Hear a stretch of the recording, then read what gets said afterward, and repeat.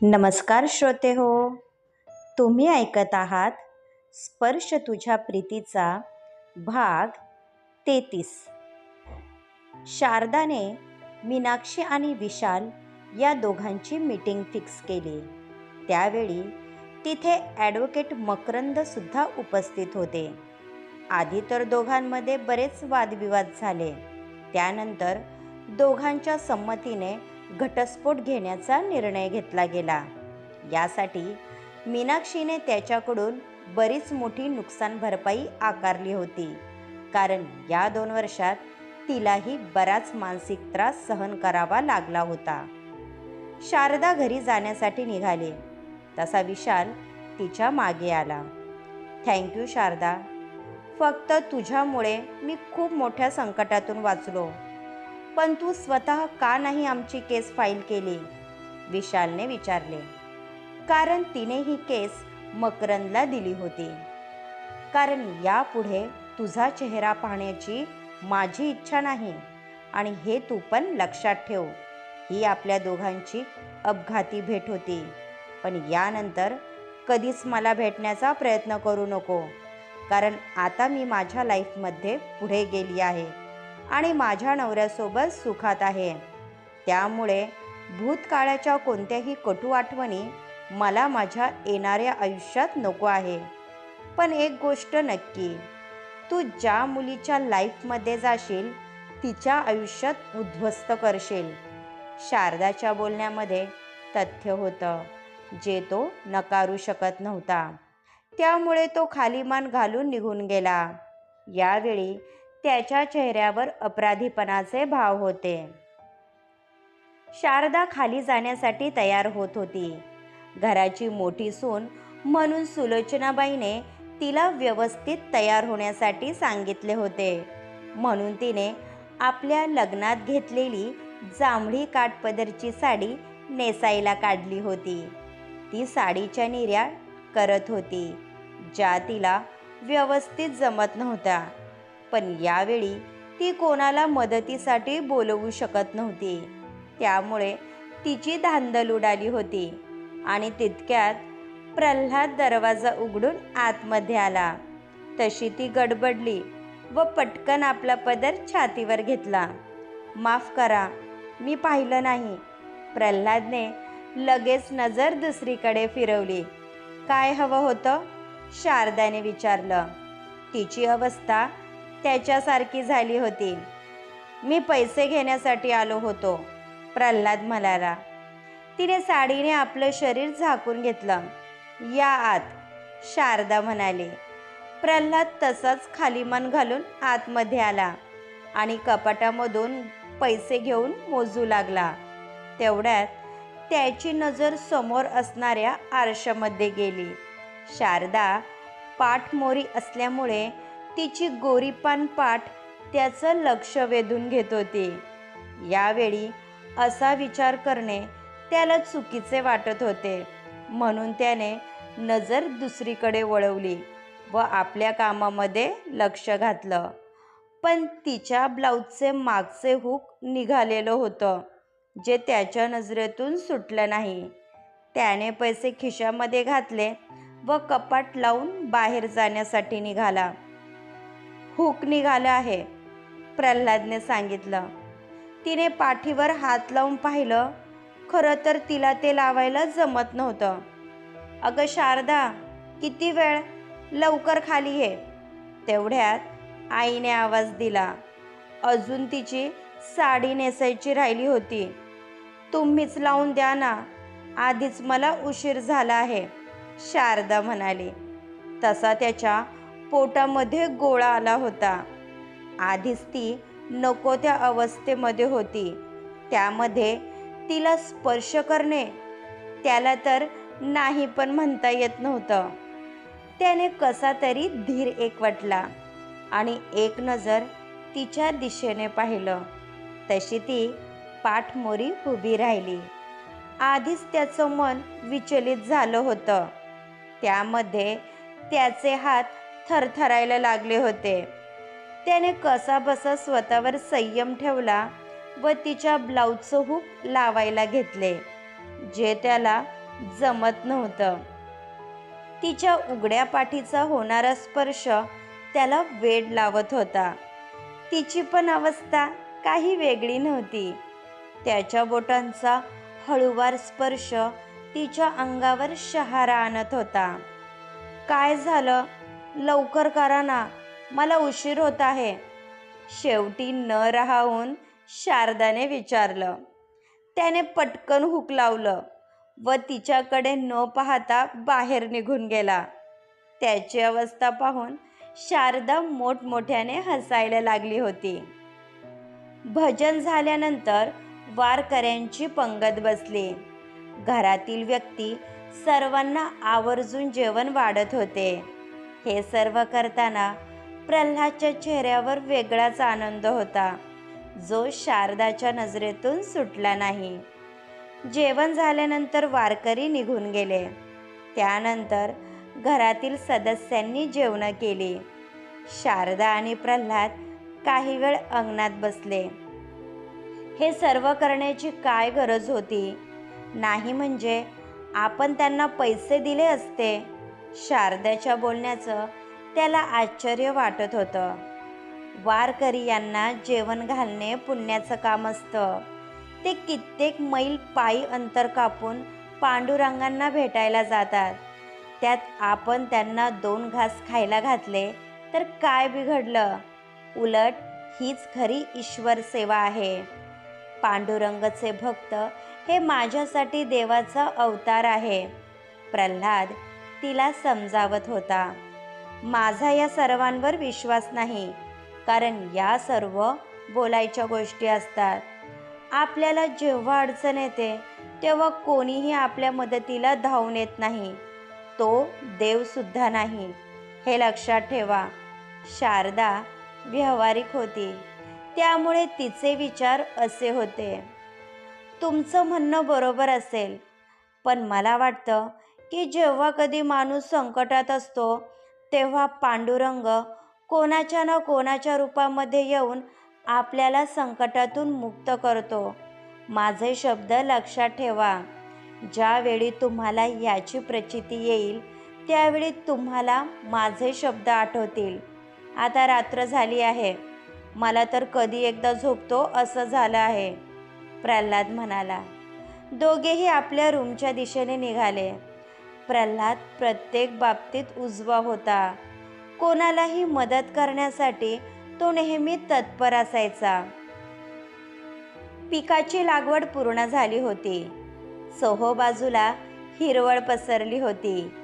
भाताची पिकं थोडी मोठी झाली होती, त्यामुळे पिकं हवेवर डुलत होती. जसं काही जमिनीला हिरवा गार शालू नेसवला होता. आपली मेहनत पाहून प्रल्हादचा ऊर भरून आला होता, कारण हे सर्व त्याच्या मेहनतीचं फळ होतं. शेतामध्ये किती पैसा मिळतो याच्याशी त्याला काहीही घेणं देणं नव्हतं. तो आपलं काम पूर्ण निष्ठेने करत होता, कारण हेच त्याच्या जगण्याचं ध्येय होतं. प्रल्हाद, त्याने आवाजाच्या दिशेने वळून पाहिलं तर शारदा समोरून येत होती. बरं झालं तुम्ही आलात, मीच तुम्हाला बोलवणार होतो, प्रल्हाद म्हणाला. तिची नजर सभोवताली गेली आणि ती पाहतच राहिली. हे सर्व तुम्ही केलं आहे? शारदाचा तर विश्वास बसत नव्हता, कारण पाऊस असल्यामुळे ती या ठिकाणी भिरकली सुद्धा नव्हती. हे एका शेतकऱ्याच्या मेहनतीचं फळ आहे, पण जेव्हा हातामध्ये धान्य येईल तेव्हा मी खऱ्या अर्थाने जिंकलो. प्रल्हादच्या डोळ्यात चमक होती. तिची नजर सहज झाडावर टांगलेल्या झोक्यावर गेली आणि तिची कळी खुलली. वाव, झोका! आजपर्यंत मी कधीच झोक्यावर बसले नाही. मला झोक्यावर बसायचं आहे. शारदा लहान मुलीसारखा हट्ट करू लागली, म्हणून तो हसला आणि तिला घेऊन गेला. हा झोका मी अनुसाठी बांधला होता. लहान असताना ती शेतावर यायची तेव्हा कितीतरी वेळ झोक्यावर बसायची आणि आईचा ओरडा खायची. प्रल्हाद लहानपणीच्या आठवणी सांगत होता. शारदा झोक्यावर बसली आणि दोन्ही साईडने झोक्याची दोरी घट्ट पकडली. झोका जास्त उंच घेऊन जाऊ नका, आधीच मला भीती वाटत आहे. शारदाने डोळे गच्च मिटून घेतले. त्यामुळे तो अगदी सावकाश तिला झोके देऊ लागला. तिला खूप मजा येत होती. तिचा खळखळून हसण्याचा आवाज त्याच्या हृदयाला जाऊन भिडला होता.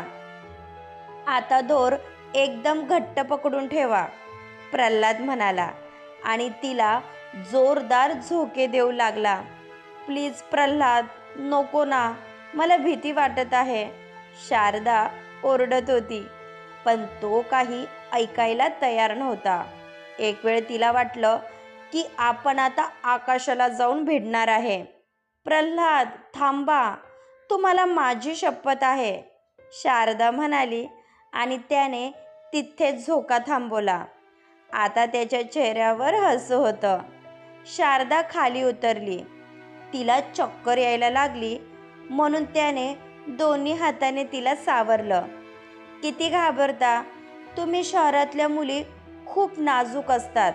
आमच्या गावच्या मुली पहा कशा दणकट असतात.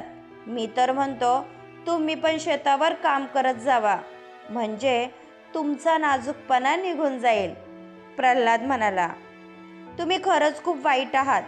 मी जर पडले असते तर माझी हाडं मोडली असती, शारदा रागामध्ये जायला निघाली. म्हणून त्याने तिचा हात पकडला आणि तिला जवळ ओढलं. माझ्यावर विश्वास ठेवा, मी असताना तुम्हाला काहीच होणार नाही. प्रल्हादची नजर तिच्या नजरेला भिडली. त्यामुळे तिच्या गालावर लाजेची लाली पसरली. तिने त्याचा हात झटकला आणि निघून गेली. तसा तो हसायला लागला. अक्षय लॅपटॉपवर काम करत होता. तेवढ्यात सोनाली आत आली. आणखी किती दिवस थांबायचं आहे? मला वाटतं आपण बोलायला हवं. सोनाली तनतन करतच आतमध्ये आली व त्याच्या शेजारी येऊन बसली. काही दिवसांनी भाताची झोडणी होणार आहे. त्यानंतर दादाला बराच पैसा मिळेल.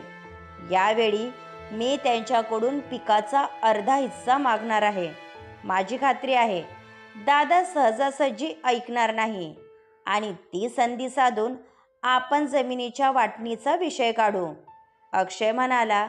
तशी सोनाली खुश झाली. अरे वा अक्षय, तू इतका हुशार असशील असं वाटलं नव्हतं. माझ्या संगतीचा असर दिसतोय, सोनाली म्हणाली. तसा तो हसला. आमच्या राणी सरकारांसाठी करावं लागतं.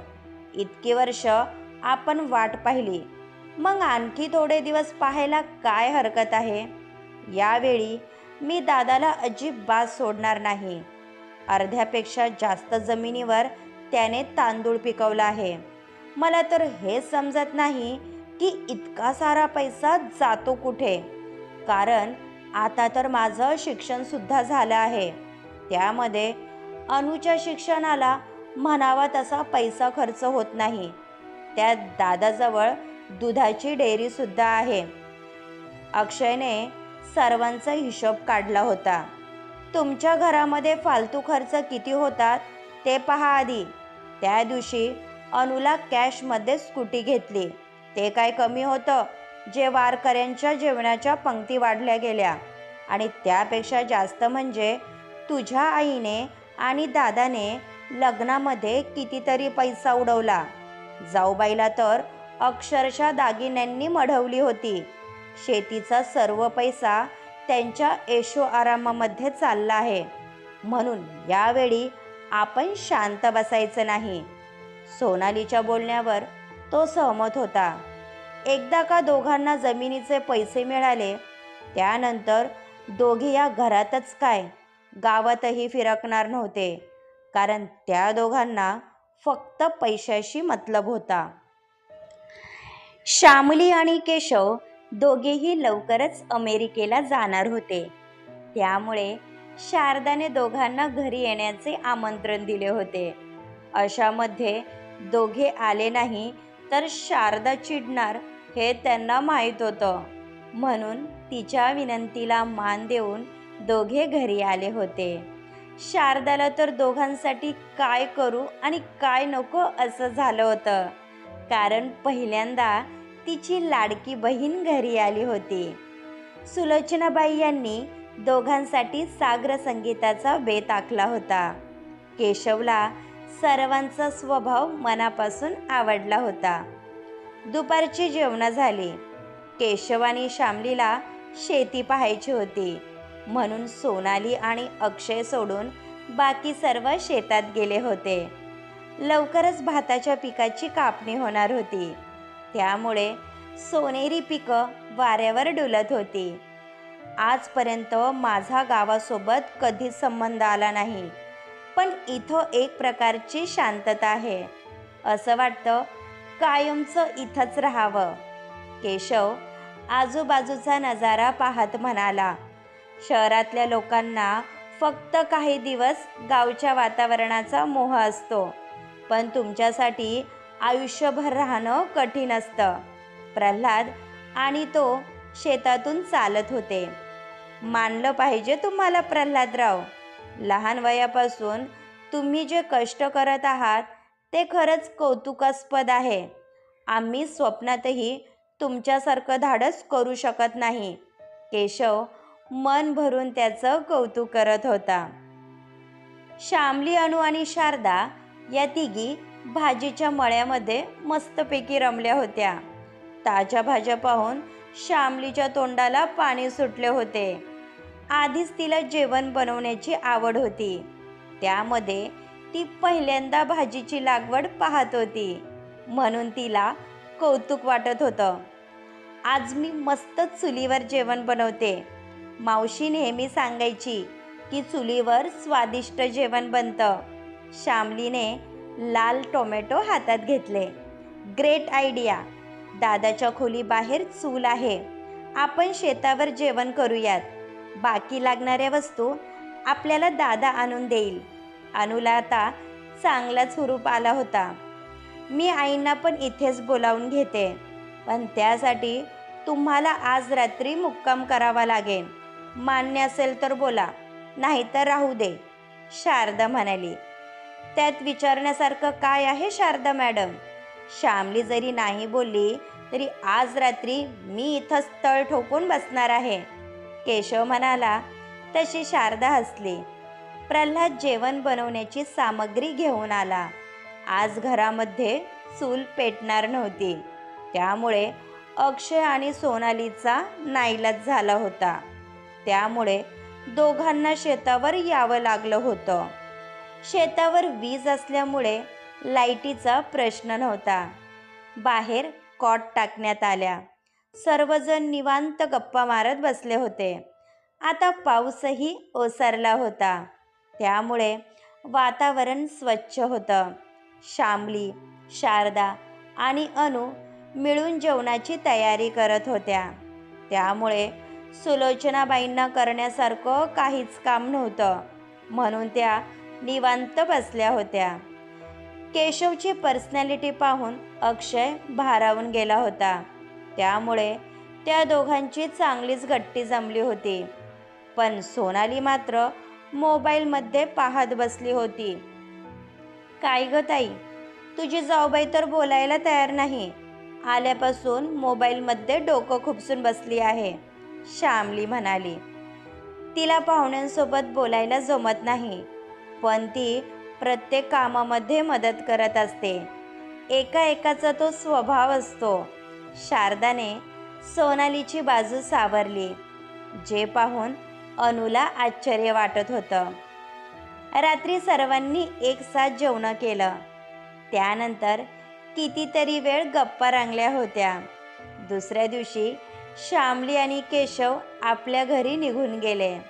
दोघांचा स्वभाव मन मोकळा असल्यामुळे कमी वेळात दोघांनी सर्वांना आपलेसे केले होते. क्रमश. पुढील भाग ऐकण्यासाठी आमच्या चॅनलला सबस्क्राईब करा. धन्यवाद.